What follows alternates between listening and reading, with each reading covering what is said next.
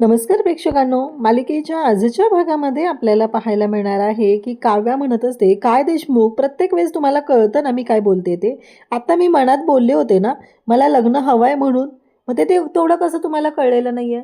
आणि पार्थ मात्र हसू लागतो. म्हणजे फायनली काव्याने स्वतःच्या तोंडाने सांगितले की तिला हे लग्न हवं आहे. म्हणून तो तिच्याकडे पाहू लागतो. तो म्हणतो की कधीतरी काही गोष्टी तोंडाने पण बोलल्या पाहिजेत, म्हणजे समोरच्याला माणसाला सुद्धा बरं वाटतं, असं पार्थ तिला सांगू लागतो. तेव्हा मात्र काव्या म्हणत असते, देशमुख हे सगळं काय चाललंय तुमचं? तेव्हा पार्थ म्हणत असतो, काही नाहीये, तुम्हाला पण माहिती आहे हे कशासाठी मी करतोय ते. आणि दोघंही एकमेकांकडे पाहून हसत असतात. दोघंही खूप खुश असतात. दोघांनाही खूप छान वाटत असतं. आणि फायनली आता इकडे काव्या आणि पार्थ यांचं नातं बहरताना आपल्याला पाहायला मिळत आहे. म्हणजे काउन्सिलरचं म्हणणं होतं त्या पद्धतीने काव्यामध्ये बदल होताना दिसत आहे. 3 महिन्यांचा कालावधी झालेला आहे आणि आता मात्र ते दोघंजणही खूप खुश आहेत, खूप आनंदात आहेत. तर इकडे आपल्याला पाहायला मिळतं काव्या आणि पार्थला खूप छान वाटत असतं. फायनली कुठंतरी इकडे पार्थच्या मनासाठी हे सगळं जेव्हा घडत आहे, तेव्हा मात्र पार्थच्या इच्छेसाठी या सगळ्या गोष्टी काव्या करत असते. त्यानंतर काव्या कपाटाच्या जवळ जाते, कपाटातला फोटो घेते आणि समोर येऊन पार्थच्या उभी राहते आणि पार्थला म्हणते की आता हसरे चेहरे हवेत ना या फोटोमध्ये, असं ती सांगू लागते. तेव्हा मात्र इकडे पार्थ तिच्याकडे पाहत असतो. पार्थ म्हणत असतो, काय म्हणजे हा जो प्रवास आहे तो आवडला मला. या रूममध्ये हा फोटो नकोय, यासाठी केलेला तुम्ही आकांत तांडव. आणि आत्ता तुम्ही रूममध्ये आता हसऱ्या चेहऱ्याचा फोटो पाहिजे, यासाठी जे चाललेली तुमची मनाची घालमेल. तेव्हा काव्यासुद्धा त्या फोटोकडे पाहत असते.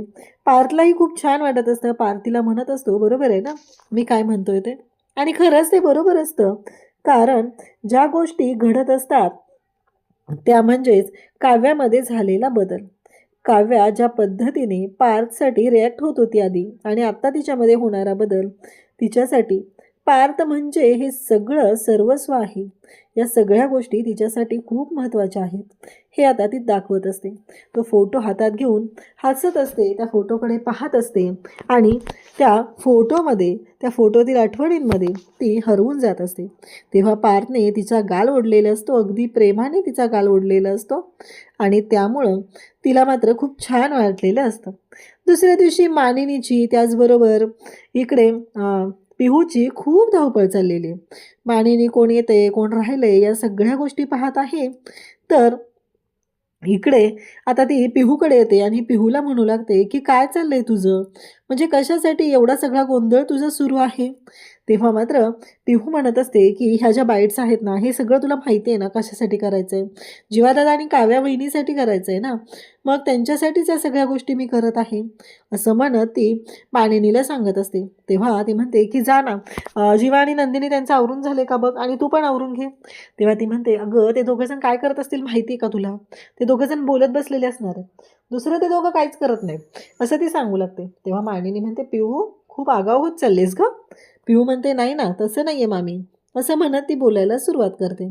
त्याचबरोबर मानिनीला सुद्धा खूप छान वाटत असतं. आणि फायनली तो दिवस आलेला असतो, तो म्हणजेच मानिनी तिच्या सुना या सगळ्यांबरोबर आता सुखात असते. तिच्या मुलांचे संसार हे मार्गी लागलेले असतात. काव्या म्हणते की हो जाते, माझंही असं पण काम आहे त्यांच्याकडे, मला त्यांच्याकडे जावंच लागणार आहे, कारण तिथं गेल्यावर ज्या काही गोष्टी क्लिअर होणार आहेत त्यासाठी मी तिकडं जात आहे, असं ती सांगू लागते. आणि ती स्वतः आता जायला निघालेली असते.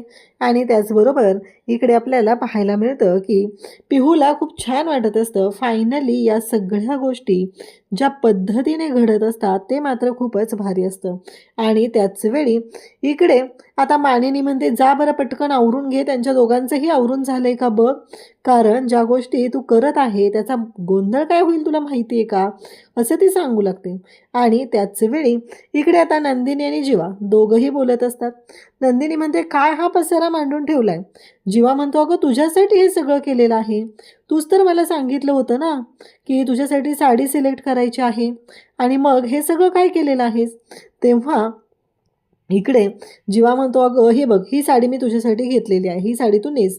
तेव्हा मात्र नंदिनी म्हणते, ही साडी ना माझी आनंद निवासमधली मैत्रीण होती ना, तिच्या लग्नाच्या वेळेस घेतलेली होती, मला असं वाटतं 1 वर्ष झालं असेल साधारण.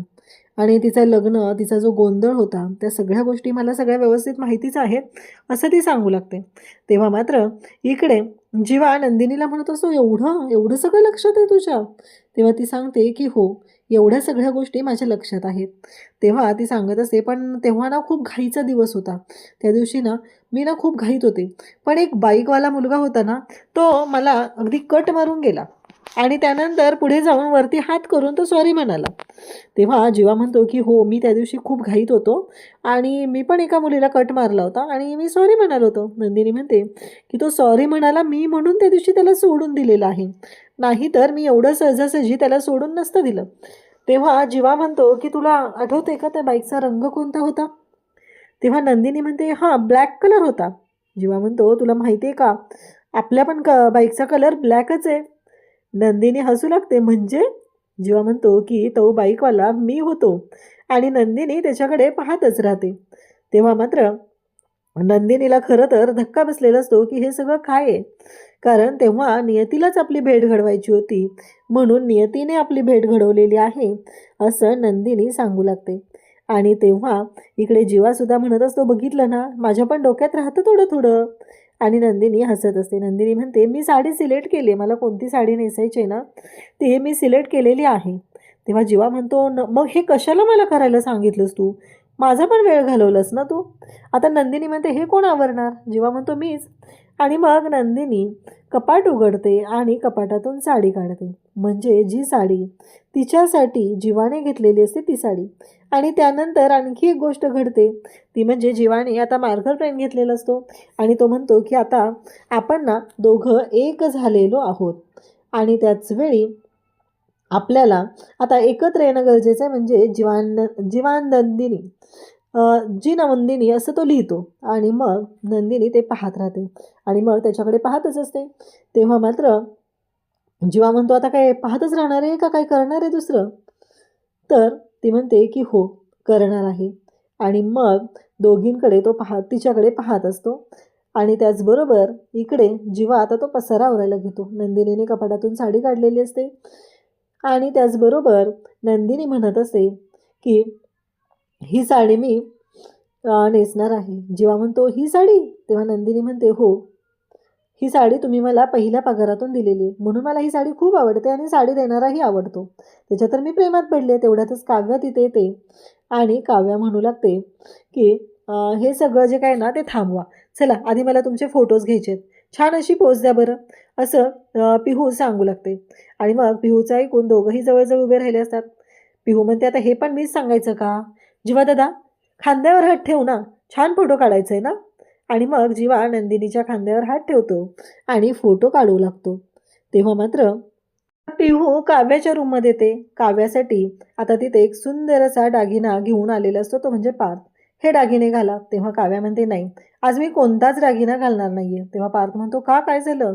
तेव्हा काव्या म्हणत असते, की "आज मी ना फक्त एकच दागिना घालणार आहे, जो लाख मोलाचा आहे."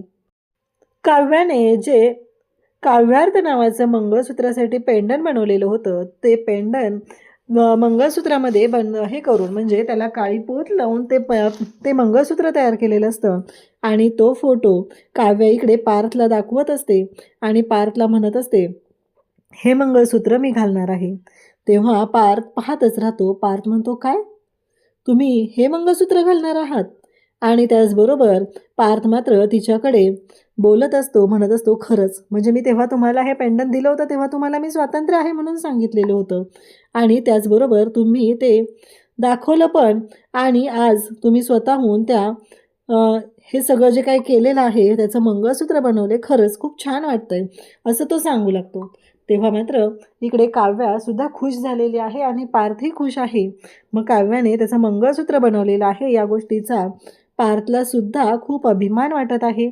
आणि तेव्हा मात्र पार्थ म्हणत असतो, "काय? खरंच म्हणजे मला ना आज ही गोष्ट खूप छान वाटलेली आहे. फायनली तो दिवस आलेला आहे आणि ज्यामध्ये या सगळ्या गोष्टी घडत असतात. पार्थ स्वतःहून ते मंगळसूत्र, म्हणजे अशी काव्याची इच्छा आहे म्हणून पार्थ स्वतःच्या हाताने ते मंगळसूत्र काव्याच्या गळ्यात घालत आहे.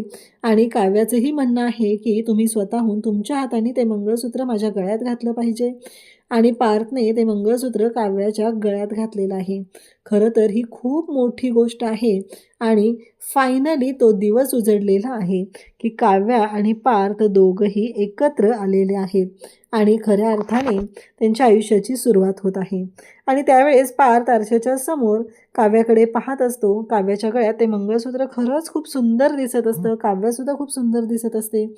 फायनली ही जी गोष्ट असते ती लग्नानंतर होईलच प्रेम म्हणत म्हणत त्यांच्या आयुष्याची आता सुरुवात झालेली असते. तेव्हा मात्र पार्थ म्हणत असतो की फायनली आपलं आयुष्य मार्गी लागत आहे. तेव्हा मात्र काव्या आणि पार्थ या दोघांनाही त्या आठवणी, ज्या पहिल्या आठवणी त्यांच्या आयुष्यातल्या आहेत, लग्न झाल्यापासूनच्या त्या आठवत असतात. काव्याला पार्थने कशा पद्धतीने समजून घेतलेलं आहे ते सगळं इथे काव्याला आठवत असतं. आणि काव्या पार्थकडे पाहत असते. तेवढ्यातच पिहू तिथे येते आणि पिहू म्हणते, झालं? तेव्हा लगेचच तिला काव्या म्हणू लागते की काय हे, तू अचानक अशी कशी आलीस? तेव्हा ती म्हणते की मला ना तुमच्या दोघांचे काही फोटो हवेत, त्यासाठी मी आले. पार्थ म्हणतो, आली आहे ना ती, तिला फोटो हवेत, घेऊ दे ना, असं काय ओरडते तिच्यावरती? आणि मग फोटो काढायला पिहू सुरुवात करते. तेव्हा मात्र पिहू म्हणते की अरे पार्थ दादा, खांद्यावर हात ठेव ना. मग पार्थ जेव्हा खांद्यावर हात ठेवत असतो तेव्हा मात्र पिहूने आता इकडे पार्थचा तो जो हात आहे तो खांद्यावर ठेवलेला पाहत असते. आणि त्यावेळेस काव्याने स्वतःहून तो हात स्वतःकडे ओढून घेतलेला आहे आणि ती त्यांच्याकडे पाहत असते. त्याचबरोबर इकडे पाहायला मिळतं ते म्हणजे आता मानिनी येणाऱ्या जाणाऱ्यांचं स्वागत करत आहे. तर काव्याची जवळची मैत्रीण म्हणजेच आता तिथं आलेली आहे ती म्हणजे अनिशा. तेव्हा अनिशाला लगेचच मानिनी म्हणते की काव्याच्या मैत्रिणींमध्ये तूच पहिली आलीस. तेव्हा ती म्हणते, काय करणार, तुमची सून तर मला IASच्या परीक्षेत पहिलं येऊ देत नाही आहे ना. म्हटलं इथं तरी आपण पहिलं जावं. त्याचवेळी आता आलेली असते ती म्हणजे आरुषी आणि धनंजय, म्हणजेच नंदिनीचे बाबा. ते आलेले असतात. तेव्हा त्यांना मानिनी विचारते, खरंच शारदाताई आले असताना आणखी छान वाटलं असतं. तेव्हा धनंजय सांगू लागतो की कसं आहे, शारदा मैत्रिणींबरोबर ट्रिपला गेली आणि तुमचं पार्टीचं अचानक ठरलं ना. खरं तर ती येऊन नंतर भेटून जाईल, तिने सांगितलंय तसं, असं धनंजय सांगत असतो. तेव्हा मात्र इकडे मानिनी म्हणते की हो अगदी चालेल. आणि मग आता तब्येत वगैरे ठीक आहे ना, या सगळ्या गोष्टी बोलत असते. त्यानंतर खरंच आजची उत्सवमूर्ती काव्य आणि जीवा आहेत. खऱ्या अर्थाने त्यांच्या आयुष्यामध्ये त्यांनी यश मिळवलेलं आहे. तर इकडे मानिनी आता आरुषीला म्हणते की काय गं तू येत नाही आहे हॉस्टेलला गेल्यापासून, मध्येच तुला राहू वाटतं का? अरे येत जा ना जरा, असं तिला सांगू लागते. नंदिनी धावतच येते, आपल्या बाबांना मिठी मारते. बाबा विचारतात, कशी आहेस बाळा? नंदिनी सांगते की हो बाबा, मी छान आहे. त्यानंतर ती आरुषीला मिठी मारते. किती दिवसांनी भेटलीस गं, असं म्हणत ती आरुषीसोबत सुद्धा बोलत असते. त्यानंतर ती म्हणत असते की आई यायला पाहिजे होती. तेव्हा बाबा म्हणतात, अगं तुमचं हे अचानक ठरलं, त्यांचा प्लॅन आधीच झालेला आणि ती गेली ना मैत्रिणींबरोबर, कितीतरी दिवसानंतर तिने स्वतःसाठी वेळ काढलाय ना. तेव्हा नंदिनी म्हणते की हो चालेल. मग पार्थ तिथे येतो. पार्थ बाबांना नमस्कार करतो आणि आशीर्वाद घेतो. खरं तर पार्थ त्यांचा लाडका जावई होता आणि त्याचबरोबर अचानक जी परिस्थिती ओढवलेली असते त्यामध्ये हा सगळा गोंधळ झालेला असतो. आणि त्याचबरोबर मानिनीला ते म्हणतही असतात की होईल ना सगळं. तेव्हा मानिनी म्हणते, काळजी करू नका, दोन्ही जोड्या खूप आनंदात आहेत, सगळं अगदी व्यवस्थित होत आहे. त्यानंतर नंदिनी त्यांना बसायला सांगते आणि नंदिनी त्या दोघांशीही बोलत असते. त्यावेळेस पार्थला ती म्हणते, चला फायनली आता आपला जे ठरलेला आहे तो प्लॅन त्याप्रमाणे सगळ्या गोष्टी झाल्या पाहिजे. मग आता तिथे एक माणूस असतो आणि तो त्या सगळ्या पेनड्राईव्ह वगैरे ते लावून ते प्रोजेक्टरचं जे आहे ते सगळं पाहत असतो. आणि त्याचवेळी रम्याला विचारते ती म्हणजे वसू की हे सगळं काय चाललंय? तेव्हा रम्या म्हणते, अगं काही नाही आहे, बघ तो पेनड्राईव्ह आपला आहे. तेव्हा वसू म्हणते, म्हणजे? रम्या म्हणते, हो, कसं आहे माहिती आहे का, कारण त्या पेनड्राईव्हमध्ये मी आपलं जे पुरावे आहेत ते ठेवलेले आहेत आणि आता बघ त्यांची कशी वाट लागते, असं सांगते. तेव्हा मात्र वसू म्हणते, हो बरोबर आहे. आणि नेमकं लगेचच पार्थ आणि नंदिनी म्हणतात की सगळी तयारी तर झालेली आहे, पिहूने सगळ्या गोष्टी व्यवस्थित केलेल्या आहेत, पण हे सगळं जेव्हा घडत असतं तेव्हा मात्र ते म्हणू लागतात की नाही, आपल्याला काय करायचं आहे माहिती आहे का, की आपण एकदा पेनड्राईव्ह चेक करूया, सगळं ओके आहे ना. एकदा ते झालं कन्फर्म की झालं. दोघं पण आता पेनड्राईव्ह चेक करायला चाललेले असतात. आता रम्या आणि वसूच्या शिट्ट्या वाजू लागलेल्या असतात. जर ह्यांनी पेनड्राईव्ह चेक केला तर खूप मोठा प्रॉब्लेम होईल, अशी भीती त्यांच्या मनात असते. हे दोघंही आता प्रोजेक्टरच्या जवळ पोहोचलेले आहेत आणि तेवढ्यातच ते तर चेक करायलाही सुरुवात केलेली असते. रम्या मात्र म्हणत असते, "मला आई जाऊ दे, थांबवू दे त्याला, नाहीतर खूप मोठा गोंधळ होईल. खरंच खूप मोठा प्रॉब्लेम होईल." असं सांगत असते. तेव्हा वसू म्हणत असते, "तू जाऊ नकोस. तुला माहीत नाही काय होऊ शकतं. तू जर तिथं गेलीस तर खूप मोठा गोंधळ होईल आणि त्यांना संशय येईल. त्यांना संशय येईल असं वागू नकोस तू." असं म्हणत ती रम्याला शांत करत असते आणि त्याचबरोबर रम्याला म्हणत असते, "काही करू नको, कारण असंही ते फोटो आपण सगळ्यात शेवटी लावलेले आहेत." रम्याला पार्थचा स्वभाव माहिती असतो. जर पार्थ शेवटपर्यंत गेला तर खूप मोठा प्रॉब्लेम होऊ शकतो. कारण ती म्हणते की तुला नाही माहिती पार्थ कसा आहे ते. पार्थ सगळं व्यवस्थित चेक करणार आणि आपण त्याच्यामध्ये अडकणार, असं तिचं म्हणणं असतं. पण नेमकं काय होतं की काव्या तिथे येते आणि पिहू काव्याला घेऊन आलेली असते आणि ती जोरात ओरडते, "पार्थदादा, नंदिनी वहिनी." आणि हे दोघंही पाहू लागतात. तेव्हा तिथूनच पार्थ काव्याला फ्लँकीज देतो आणि त्याचबरोबर जेव्हा हे सगळं चालू असतं तेव्हा मात्र काव्या तो फ्लँकीस घेते आणि स्वतःकडे ठेवते. म्हणजे तिचं जी नेहमीची स्टाईल आहे, अडवायचं आणि स्वतःकडे ठेवायचं, ते चालू असतं. सगळेजण आता आहेत तर पार्थ म्हणतो की "पण नंदिनी, आता आपण हा पेनड्राईव्ह चेक नाही करू शकणार, काव्य आली ना." तेव्हा नंदिनी म्हणते, "हो ना." आता फायनली तो पेनड्राईव्ह निम्मा चेक केलेला असतो आणि आता सुरुवात होत असते ती म्हणजे स्टेजवरती. उद्याच्या भागात आपल्याला पाहायला मिळणार आहे की हे चौघंजण स्टेजवरती आहेत आणि काव्या आणि जीवा यांच्या कामगिरीबद्दल, यांनी जे काही केलेलं आहे त्याबद्दल त्यांचं कौतुक सुरू आहे. हे जे नातं आहे, 1 वर्षापूर्वी सुरुवात झालेली होती आणि हे नातं जे आहे ते विश्वासावरती टिकलेलं आहे, असंही ते सांगत असतात. आणि रम्या आणि वसूला मात्र खूपच आनंद होत असतो. कारण पुढची स्लाईड प्ले होते त्याच्यामध्ये असतो तो म्हणजे काव्या आणि जीवाचा फोटो. तो फोटो पाहून नंदिनी आणि त्याचबरोबर इकडे पार्थ या दोघांनाही धक्का बसलेला आहे. तर मानिनी आणि विक्रमसुद्धा ताडकन उठून उभे राहिलेले आहेत. त्यांनाही प्रश्न पडलाय की हे सगळं काय आहे? या सगळ्याचा अर्थ काय आहे? हा प्रश्न त्या दोघांच्याही समोर आहे. आणि खऱ्या अर्थाने खरं तर आता पार्थ आणि नंदिनी कशा पद्धतीने जीवा आणि काव्याला समजून घेणार आहेत ते आपल्याला पाहायला मिळणार आहे. त्यासाठी हा व्हिडिओ शेवटपर्यंत पाहिला त्यासाठी धन्यवाद. थँक्यू.